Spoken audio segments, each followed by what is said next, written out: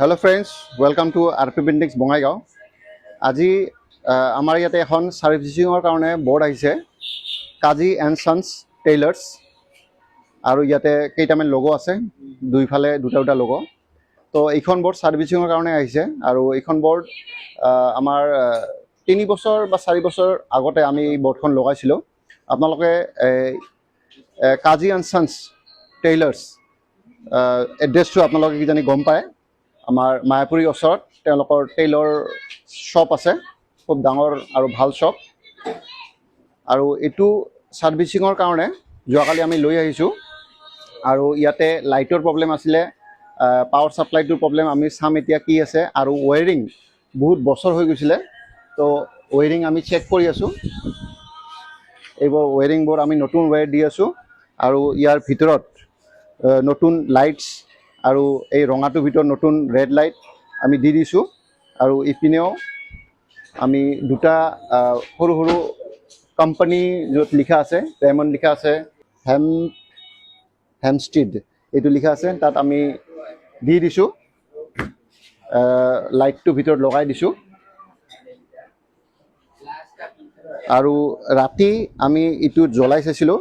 কেইটামান লাইট জ্বলিছিলে কেইটামান লাইট জ্বলা নাছিলে তো সেই হিচাপে আমি সবকেইটা লাইটে আমি যোনকেইটা লাইট বেয়া হৈছিলে আৰু যোনকেইটা লাইট ভাল আছিলে আমি ভালটোও ৰিপ্লেস কৰি দিছো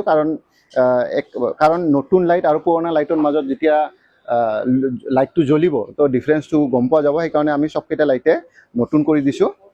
আৰু এই বোৰ্ডখন মানে লেংথ ওয়াইজ বহুত ডাঙৰ লাইক 15 ফুট মান যেন লাগিছে 15 ফুট বাই 1 ফুট মানে হাইটটো অলপ কম তো লিখা আছে কাজী এণ্ড সন্স টেইলাৰিং তো ইয়াতে আমি সাৰ্ভিসিঙত কি কৰিছো যেকেইটা বোৰ্ড আছে এইটো বোৰ্ড আৰু এই বোৰ্ড আমি খুলি প্ৰথমতে ওয়াশ কৰিছো কাৰণ ভিতৰত পুক জমা হৈছিল আৰু কলা কলা দেখিছিলে তো আমি এইবোৰ ওয়াশ কৰিছো যেকেইটা লোগো দেখিছে যেকেইটা লেটাৰ্স দেখিছে প্ৰথমতে আমি ওয়াশ কৰিছো তাৰ পিছত আমি লাইট বোৰ চেঞ্জ কৰি দিছো তাৰ লাইট বোৰ চেঞ্জ কৰাৰ পাছত আমি এই ওয়্যাৰিং বোৰ একবাৰ চেক কৰি আছো এইবোৰ বহুত বছৰ পুৰণা হৈ গৈছে এইবোৰ ওয়্যাৰিং বোৰ আমি চেক কৰি আছো এইবোৰ নতুন ওয়্যাৰ আমি লগাই আছো কাৰণ সাৰ্ভিসিং যদি তলত বোৰ্ডটো নামিছে তো আমি ফুল সাৰ্ভিস কৰাটোই ভাল হ'ব এখন নতুন বোৰ্ডৰ নিচিনা দেখিব তো আপোনালোকক আমি কৈ থাকো সাৰ্ভিস ইস্যুটো খুব ডাঙৰ ইস্যু কাৰণ সেল কৰাটো ডাঙৰ কথা নহয় তাৰ পিছত 3-4 বছৰ পাছত যোনটো সাৰ্ভিস যদি আমি দিব নোৱাৰো তো হেতু বহুত বেয়া কথা হ'ব সেই কাৰণে আমি সাৰ্ভিসিঙত অলপ দেৰি হ'ব পাৰে 1-2 দিন আপোনাৰ যেতিয়া কল বা সাৰ্ভিস কলটো হয় 1-2 দিন আমাৰ যোৱাতে দেৰি হ'ব পাৰে কিন্তু আমি সাৰ্ভিসটো বহুত ইম্পৰ্টেন্স দিও